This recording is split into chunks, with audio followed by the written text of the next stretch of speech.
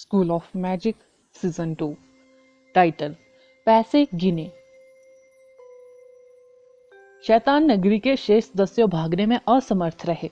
उनका एकमात्र मौका पर्यटकों के साथ घुलना मिलना था। समस्या यह थी क्योंकि उनके सीनियर को आदर्श ने मिटा दिया था, इससे कोई फर्क नहीं पड़ता कि उन्होंने क्या भेष धारण किया था, वे अब परिवर्तन संघ को धोखा नहीं दे पाएंगे। अचानक मौत वाली जहर रानी की मृत्यु के बाद जहर ने दोबारा अटैक नहीं किया। वह मृतक जो राक्षसों में बदल गए थे तुरंत मर गए। एनफोर्समेंट यूनियन ने नाइट हॉक की देखरेख में जागीर और खेत की सफाई शुरू कर दी और जगह के आसपास कोनों में छिपे शैतान नगरी के सदस्यों को गिरफ्तार कर दिया। आदर्श द्वारा अफसाना को नाइट हॉक को सौंपने के बाद वह नारंगी इमारत में लौट आया। उसने धक्का देकर कर्ज पुल का दरवाजा खोला और उसकी नजर काले जहरीले पानी में भीगती हुई महिला पर पड़ी। क्या क्या तुम मुझे बचाने वापस आए हो?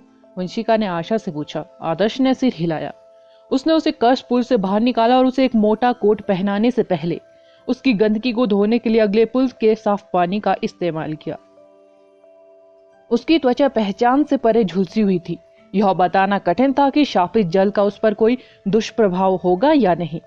आदर्श उसे ईशाना को सौंप सकता था, यह उम्मीद करते हुए कि परिवर्तन संघ इस गरीब लड़की की कोई मदद करने में सक्षम होगा।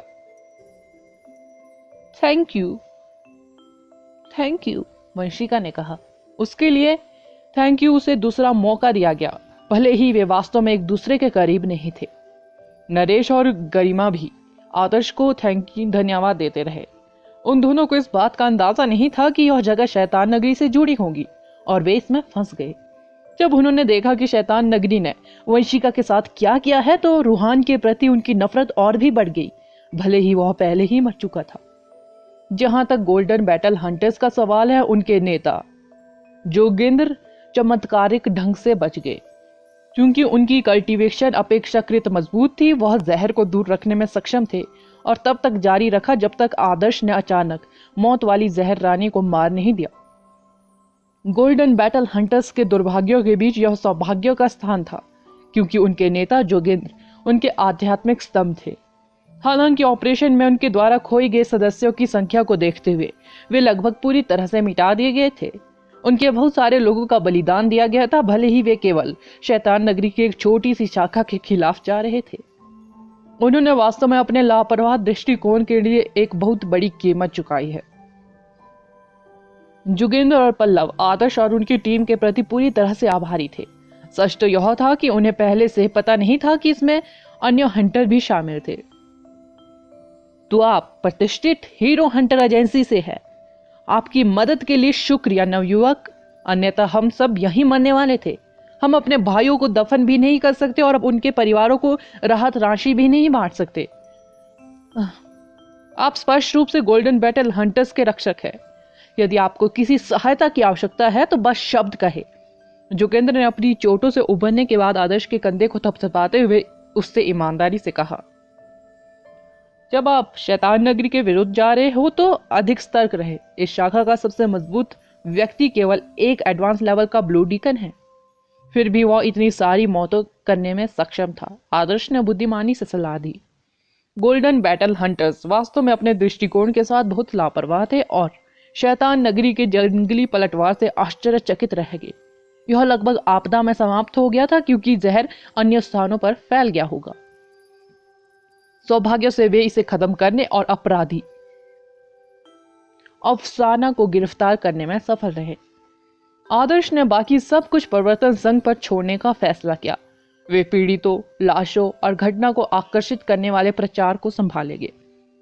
आदर्श को केवल यह उत्सुकता थी कि उसे इनाम के रूप में कितनी धनराशि मिलेगी।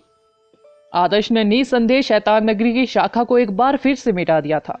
आदर्श ने वास्तव में उन शिष्यों की गिनती नहीं रखी जिन्हें उसने बिल्कुल मिटा दिया था। हालांकि अकेले गृह पुजारी पहले से ही कुछ दसियों लाखों के लायक थे। यह काफी अच्छी रकम थी। आदर्श के हाथों बहुत सारे गृह पुजारी मारे गए थे। चुटकी और ईशाना ने उनकी पहचान सत्यापित की और वे सभी गृह पुजारी थे। प्रत्येक की कीमत लगभग 9 बिलियन थी। इसके अलावा अफसाना की कीमत 100 बिलियन थी। भले ही महिला का चेहरा औसत था, आदर्श की आंखें हर बार उसे देखने पर चमक उठती थी। प्रवर्तन संघ भी बहुत तेज था। एक बार जब उन्होंने सत्यापित कर लिया कि अफसाना एक ब्लू डीकन है तो उन्होंने तुरंत पैसे आदर्श के खाते में ट्रांसफर कर दिए। जहां तक ग्रे पुजारियों और शिष्यों को हराने के इनाम की बात है, राशि की पुष्टि के लिए अधिक लेखांकन की आवश्यकता थी।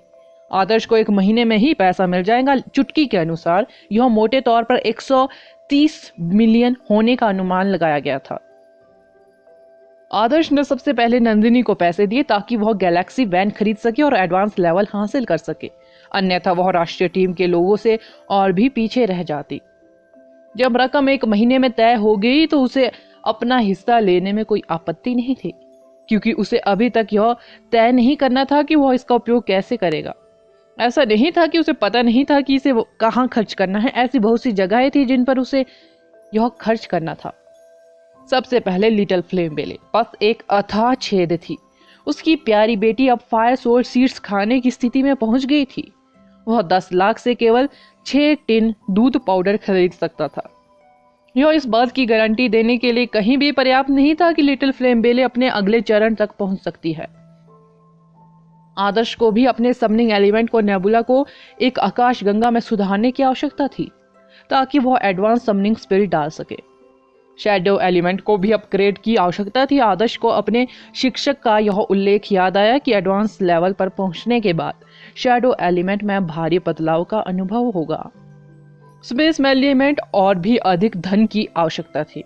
आदर्श ने स्पेस एलिमेंट को इंटरमीडिएट लेवल तक सुधारने की जहमत इसलिए नहीं उठाई क्योंकि यह कितना महंगा होगा। स्पेस एलिमेंट को इंटरमीडिएट लेवल तक सुधारने के लिए उसे वास्तव में 30 मिलियन की आवश्यकता थी।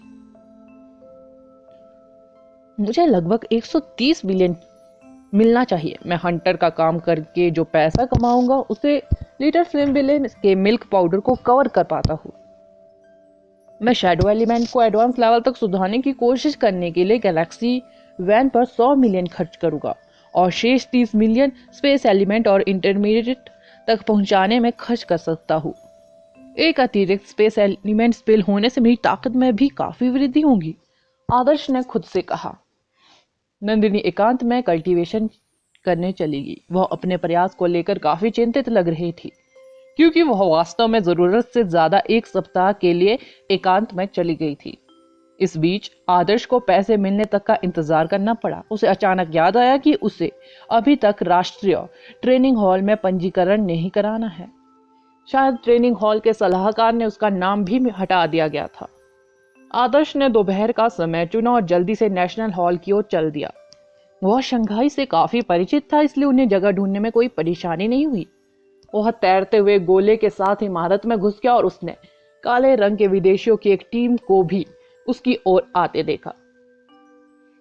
क्या यही जगह है सईद? विली जैसी आंखों वाली एक महिला ने पूछा। यह बात है, हमें आज ही अपनी प्रतिष्ठा वापस अर्जित करनी होगी, सईद ने प्रोक्ष निराशा में उत्तर दिया। School of magic season 2 title miss team का पुनः प्रयास। मियोस काफी नाराज थे। वह मिस्र की टीम के वाइस कैप्टन थे। उन्होंने शुरू में सोचा कि सईद को भेजना जो टीम में अपेक्षाकृत मजबूत था, ट्रेनिंग हॉल में चीनी टीम को संभालने के लिए पर्याप्त था, जिससे दूसरों को अपने काम पर ध्यान केंद्रित करने के लिए कुछ समय मिल सके। उनका मानना था कि सईद अकेले चुनौती से निपट सकता है। उन्हें आश्चर्य हुआ कि सईद नेशनल हॉल में चीनी टीम से हार गया। यह अपमानजनक था कि वे चीनी टीम से मुहर भी सुरक्षित नहीं कर सके। छोटी फ्लेम बेले आदर्श के कंधे पर लेटी हुई थी। छोटे प्राणी ने ऐसा व्यवहार किया मानो वह पहली बार विदेशियों को देख रही थी। वह आदर्श से अनुमति मांगे बिना आगे बढ़ी और मेयोस के चारों ओर चक्कर लगाने लगी। यह कौन बेकार फालतू जानवर है? मुझे परेशान करना बंद करो। मेयोस का मूड बहुत खराब था। उसने अपना हाथ लहराया और लिटिल फ्लेम बेले पर लाइटनिंग का अटैक कर दिया। लिटिल फ्लेम बेले पहले से ही योद्धा स्तर की अग्रिम अवधि में थी। एक बार बेसिक स्पेल के पास उस पर उतरने का कोई मौका नहीं था। वह बगल में झुक गई और बिजली की हमलों से बचते हुए दूर तक तैरने लगी। वह शिकायत में चिल्लाई और आदर्श के कंधे पर लौट आई। आदर्श को तुरंत अप्रिय महसूस हुआ। लानत है, न केवल उसने लिटिल फ्लेम बेले को शाप दिया था, वह वास्तव में हानि रही छोटे प्राणी को चोट पहुंचाने की कोशिश कर रहा था। क्या वह सचमुच स्वयं को एक सम्राट के रूप में देखता था, जो जिसे चाहे उसे धमका सकता था?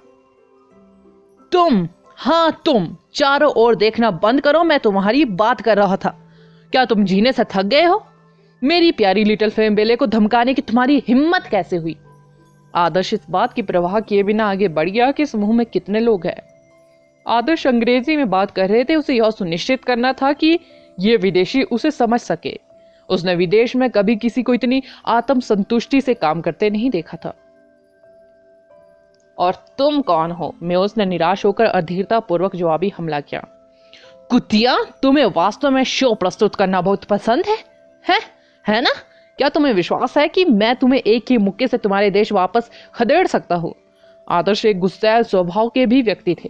वह यह बर्दाश्त नहीं कर सकता था कि कोई उसके सामने इतने आत्म संतुष्ट व्यवहार करे। मैं तुम्हें एक उंगली से अपंग बना सकता हूँ। मेरा सुझाव है कि इससे पहले कि मैं अपना मन बदलूं, तुम मेरी नजरों से दूर हो जाओ। इतना घटिया असंस्कृत देश मेरा बहुत हो गया, मेयोस ने कहा। आदर्श गुस्से से भर गया। क्या यह व्यक्ति मानसिक रूप से विक्षिप्त था? अगर उसने उसे सबक नहीं सिखाया तो वह यह भी नहीं बता सकता था कि वह गलत था, और फिर भी उसने अपने देश के बारे में बात करने की हिम्मत की। उसने अपने चेहरे पर नजर क्यों नहीं डाली? क्या उसने गंभीरता से यह मान लिया था कि वह एक महान सम्राट था, सिर्फ इसलिए कि उसने अपने सिर पर सुनहरा मुकुट पहना हुआ था? आदर्श, तुम यहाँ क्या कर रहे हो? समायरा ने आकर आदर्श को विदेशियों के समूह पर चिल्लाते देखा।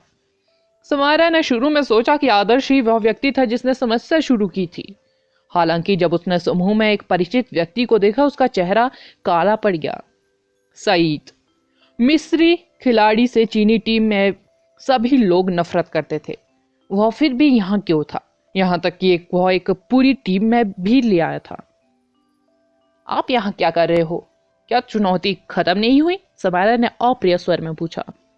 सईद की अभिव्यक्ति अजीब थी, लेकिन मेयोस ने अपनी ठुड्डी को गर्व से उठाया और जारी रखा और कहा, हर देश के पास चुनौती के 3 प्रयास होते हैं। हम मानते हैं कि सईद पहला प्रयास हार गया है, फिर भी हम एक छोटे से देश का ठप्पा चूकना नहीं चाहते। एक छोटा सा देश? उसकी बातें सुनकर समायरा क्रोधित हो गई। हर कोई जानता था कि चीन आकार और जादूगरों की ताकत की दृष्टि से कितना बड़ा है। उनका देश आसानी से मिस्र से बेहतर था, फिर भी रेगिस्तान में उसके छोटे से देश के पास पिरामिडों के अलावा उन्हें चुनौती देने की हिम्मत ही क्या थी? क्या वे अपनी टीम या अपने पूरे देश को हे दृष्टि से देख रहे थे? सैम, उसके जैसे किसी व्यक्ति से बात करने की जहमत भी मत उठाना। हम उसका पैर तोड़ देंगे ताकि वह सीख सके कि दर्द सहने के बाद उसे इतना आत्म संतुष्ट नहीं होना चाहिए। आदर्श पूरी तरह से अपना आपा खो बैठा था। उस महिला से मिलने के बाद किसी भी पल उसे महसूस होता था जैसे वह विस्फोट कर रहा हो। क्या आप जैसा कोई व्यक्ति वास्तव में ट्रेनिंग हॉल में उम्मीदवार हो सकता है? मेयोस ने आदर्श पर नजर डाली और उसकी शक्ल और आचरण से पूरी तरह असहमत थे, खासकर जिस तरह से वह गाली देता रहा। हाँ, आपकी बकवास बहुत होगी। मुझे लगता है कि आप बेहद परेशान करने वाले हैं। हमें बात छोड़ देनी चाहिए और द्वंद्व युद्ध के साथ मामला खत्म कर देना चाहिए, सीधे आदर्श ने घोषित किया। मेयोस ने कहा, बिल्कुल मेरी इच्छा है। मैं यहाँ एक सेकंड भी बर्बाद नहीं करना चाहता। सईद और श्रीव ने प्रसन्न भावों के साथ आदर्श की ओर देखा। सईद जानबूझकर मेयोस के पास गया और अपने वाइस कैप्टन को याद दिलाया। उनकी टीम में सबसे मजबूत आइस मैजिशियन होना चाहिए, जिसके खिलाफ मैंने पिछली बार लड़ाई लड़ी थी। किसी कारण से आइस एलिमेंट पर उसका नियंत्रण इंटरमीडिएट लेवल से परे था और उसका आइस एलिमेंट भी बहुत प्रभावशाली था। यदि आप उसके विरुद्ध जाते हैं तो सावधान रहे। तुम्हें लगता है मैं ट्रेनिंग हॉल में किसी से हार जाऊंगा? यहाँ तक कि अगर उनके राष्ट्रीय टीम का कोई व्यक्ति यहाँ है तो मैं उन्हें भी दर्द का स्वाद चखने दे सकता हूँ, मेयोस ने वादा किया। बेशक आप हारेंगे नहीं, मैं तो बस आपको चेतावनी देने की कोशिश कर रहा था, सईद ने कहा। आप कितने बेकार हैं। इस वजह से हमने एक चुनौती को दोबारा आजमाने का मौका बर्बाद कर दिया। मेयोस ने कड़ा जवाब दिया। सईद चुप हो गया। उन्हें उम्मीद नहीं थी कि नंदिनी जैसा कोई मजबूत व्यक्ति ट्रेनिंग हॉल का बचाव करने वाला सदस्य होगा। सईद ने अपना बचाव करते हुए कहा, मैं अपने दम पर 3 लोगों से मुकाबला कर रहा था। हे।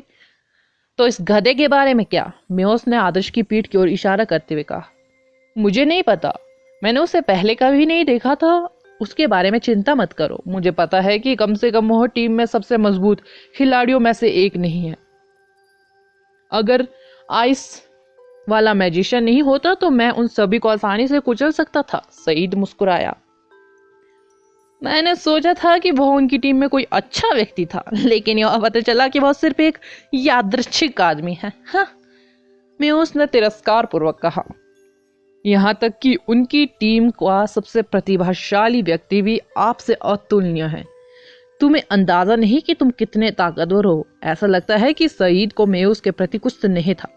पूरी बातचीत के दौरान वह उसकी प्रशंसा कर रहा था। चलो मेयोस, क्या तुम सचमुच द्वंद्व लड़ने जा रहे हो? उनके कैप्टन शिंडलर ने पूछा। शिंडलर बहुत युवा लग रहे थे। उसकी त्वचा सुनहरी पीली थी और उसकी भुहें बहुत मोटी थी। जब मेयोस और आदर्श झगड़ रहे थे तो वह किनारे खड़ा मुस्कुरा रहा था। मैं यहाँ और अधिक समय बर्बाद नहीं करना चाहता, खासकर अगर कोई वास्तव में वही गलती दोहराता है जो सईद ने की थी। यह संभव तो कितना कठिन हो सकता है जब हम केवल चीनी टीम से मोहर ले रहे हो। मेयोस ने उत्तर दिया।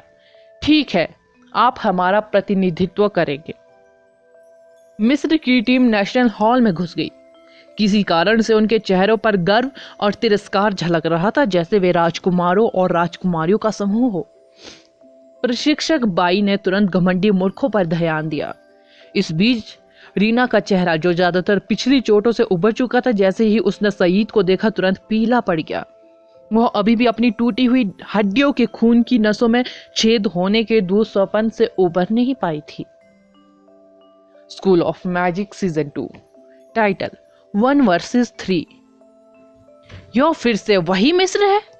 इस बार वह पूरी टीम लेकर आए। क्या वे पहले ही चुनौती नहीं हार गए? वे यहाँ क्यों हैं? रणधीर ने उग्रता से विरोध किया और सईद को एक नजर में ही पहचान लिया। वे हमें फिर से चुनौती देने की योजना बना रहे हैं। ऐसा लगता है हर टीम के पास फिर से उसी चुनौती को लेने के लिए निश्चित संख्या में प्रयास होते हैं, समायरा ने कहा। वे कितने बेशरम हो सकते हैं। क्या उसने यह नहीं कहा कि वह केवल अकेले ही हम में से कुछ को अपने अधीन कर सकता है? चुनौती हारने के बाद आखिरकार वह अपनी टीम को यहाँ ले आए। इन मिस्र वासियों में कक्षा की गंभीर कमी है। रणधीर ने श्राप दिया। नंदिनी यहाँ नहीं है, हम क्या करें? रीना ने कहा। टीम को एहसास हुआ कि नंदिनी वास्तव में अनुपस्थित थी। कई दिन हो गए थे जब वह आखिरी बार ट्रेनिंग हॉल में आई थी। वह स्पष्टतः एकांत में कल्टीवेशन कर रही थी। यदि वह अनुपस्थित होती तो सईद उनमें से कुछ को आसानी से ले सकता था। सभी ने तुरंत भुहें सिकोड़ ली। हम इतने डरे हुए क्यों हैं? क्या मैं यहाँ नहीं हूँ? आदर्श ने अपनी छाती थपथपाई और आत्मविश्वास से कहा। फिर आप कौन हैं? हाँ, हमने तुम्हें पहले कभी नहीं देखा। रणधीर ने आदर्श को तो पहचान लिया, लेकिन उसके मन में कभी भी उसके बारे में अच्छा प्रभाव नहीं पड़ा। उसने ठंडे स्वर में कहा, आपको यहाँ अपनी छोटी छोटी चालों से खुद को शर्मिंदा नहीं करना चाहिए। आप राष्ट्रीय टीम के सदस्य भी नहीं हैं। मेरी छोटी छोटी तरकीबें? तुम अब भी मुझसे हारे हो। बदले में आदर्श ने मजाक उड़ाया। मिस्टर बाई ने आदर्श की ओर देखा और कहा, क्या आप आदर्श है जो राष्ट्रीय टीम के दूसरे सदस्य हैं जिन्हें यहाँ भेजा गया था? वह मैं हूँ, आदर्श ने कहा। इतने दिनों बाद आप अपना नाम लिखाने आए हैं, क्यों नहीं आए? मैं आपका नाम काटने ही जा रहा था, अप्रिय आवाज में बाई डोंगोई ने कहा। क्या मैं अब यहाँ नहीं हूँ? आदर्श ने कहा। जब टीम चर्चा कर रही थी तो मिस्र वासियों का धैर्य पूरी तरह से खत्म हो गया। सईद पहले ही अपना सबक भूल चुका था और आगे बढ़कर चीनी टीम की ओर इशारा करते हुए बोला, यह क्या है? क्या आप हमसे लड़ने से डरते हैं? आप अपने दूसरे प्रयास में स्टंप नहीं ले पाएंगे, रणधीर ने कहा। चलो इसके साथ आगे बढ़े। कैसी चुनौती होगी? आप मेजबान हैं, इसलिए आप निर्णय ले सकते हैं, सईद ने कहा। ट्रेनिंग हॉल में प्रशिक्षक के रूप में बाई डोंगवई मिस्र की टीम द्वारा लगातार 2 बार उकसाए जाने के बाद वास्तव में नाराज थे। हालांकि नंदिनी आज अनुपस्थित थी। उनके पास मिस्र की टीम के खिलाफ द्वंद्व जीतने का ज्यादा मौका नहीं था। पाई डोंगवई अभी भी सोच रहे थे कि उनकी टीम इसे कैसे संभालेंगी जब उन्होंने आदर्श को मंच की ओर जाते देखा। अरे तुम क्या कर रहे हो? क्या मैंने तुम्हें जाने के लिए कहा था? बाई डोंगवई ने उस बच्चे को डांटा जो उसके नियमों का पालन नहीं कर रहा था। प्रशिक्षक बाई, मैंने समायरा से सुना है कि उन्होंने हम तीनों से लड़ने के लिए यहाँ केवल एक ही व्यक्ति को भेजा है, क्या यह सही है? आदर्श ने कहा। हाँ, लानत है, विषय बदलना बंद करो, अभी नीचे आओ। मैंने यह तय नहीं किया कि चुनौती कैसे होगी। तुम्हारे संस्कार कहाँ है? पाई डोंगवई ने कहा। तो ठीक है, मैं आज यहीं खड़ा रहूंगा। मिस्र की टीम से 3 प्रतिनिधियों को भेजने के लिए कहे। अगर वे मुझे सीमा से बाहर कर सकते हैं तो वो मोहर ले सकते हैं। आदर्श ने आत्मविश्वास से कहा। आपको क्या लगता है कि आप क्या है? उनमें से 3 से लड़ना है? मैं उनमें से एक को भी नहीं हरा सकता। आपकी तो बात ही छोड़िए। आदर्श, यहां हंगामा करना बंद करो, रणधीर ने कहा। आदर्श ने उत्तर दिया, आपकी असमर्थता का मतलब यह नहीं कि मैं यह नहीं कर सकता। रणधीर को खून की उल्टी जैसा महसूस हुआ। उसने कभी किसी को अपने आप को इतना भरा हुआ नहीं देखा। यह ट्रेनिंग हॉल में एक राष्ट्रीय टीम और बचाव दल के बीच द्वंद्व था। वह इसे सरलता से कैसे मान सकता था? प्रशिक्षक बाई, उसे प्रयास करने दो, समायरा ने कहा। क्या आप मजाक कर रही हो? हमारे प्रतिद्वंदी राष्ट्रीय टीम के उम्मीदवार है। भले ही आदर्श को राष्ट्रीय टीम से हटा दिया गया हो, लेकिन ऐसा कोई रास्ता नहीं कि वह उनमें से 3 को ले सके, प्रशिक्षक बाई ने कहा। मिस्र की टीम में मेयोस अधीर हो रहा था। उसने आदर्श की ओर देखा जो प्रतिनिधि लग रहा था और पूछा, क्या आपने मन बना लिया है? आपकी टीम 3 लोगों को चुनेगी और बारी बारी मुझसे लड़ेगी। यदि आप मुझे मंच से नीचे गिरा सकते हैं तो मुहर ले सकते हैं। यह उतना ही आसान है, आदर्श ने कहा। मिस्र की टीम ने आदर्श की बातों पर तिरस्कार पूर्वक व्यंग्य किया। अहंकारी, आत्मसंतुष्ट, मंदबुद्धि कहीं का। क्या आप उस बारे में आश्वस्त हैं? मेयोस हंस पड़ा। आजकल सचमुच बहुत सारे बेवकूफ है।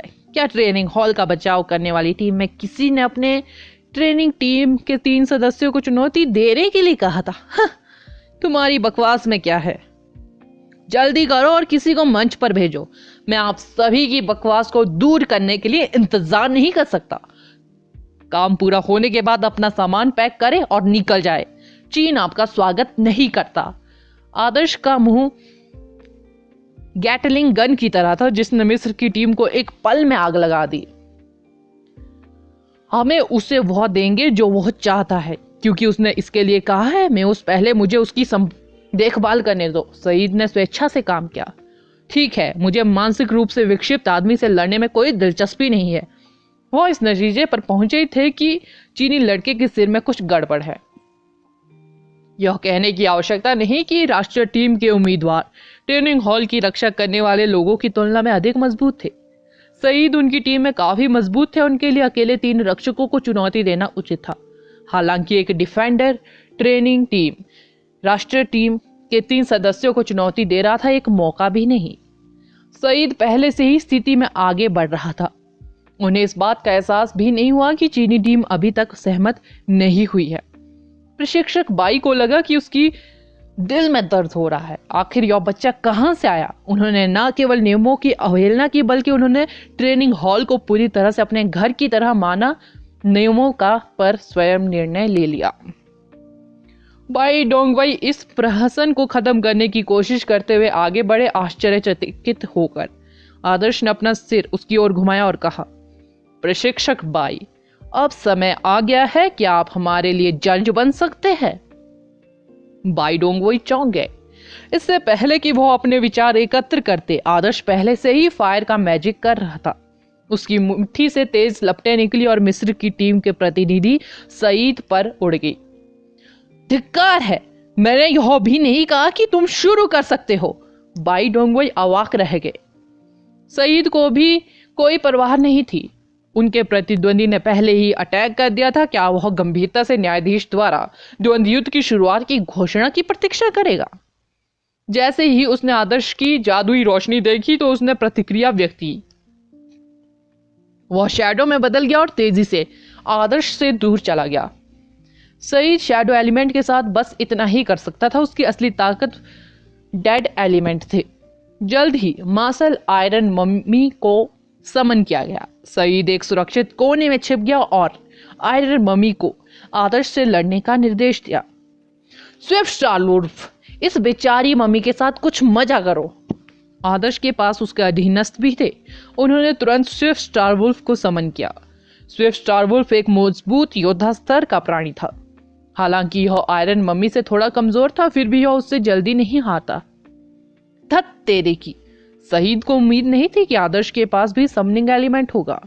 वो अपनी सबसे मजबूत मरे डेथ सैबर मम्मी को बुलाने के लिए आगे बढ़ा। आदर्श के पास वास्तव में एक मरे हुए जादूगर से लड़ने का बहुत अधिक अनुभव नहीं था।